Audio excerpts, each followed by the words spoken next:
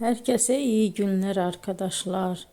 Bugün sizler için sevilen oyuncularımız Can Yaman ve Demet Özdemir'den çok romantik fotolarını sizler için hazırladık. Onlar Erkenci Kuş dizisinde başrolları paylaşmış ve sevgili olmuştular. Ve dizi bittikte yollarını ayırdılar. Can Yaman İtalya'ya gitmiş.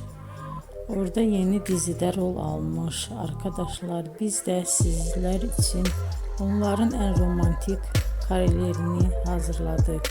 Arkadaşlar kanala abone olup yorum yazsanız, videoları sona kadar izleseniz çok sevinirim. Hoşça kalın. Bizden bu kadar arkadaşlar.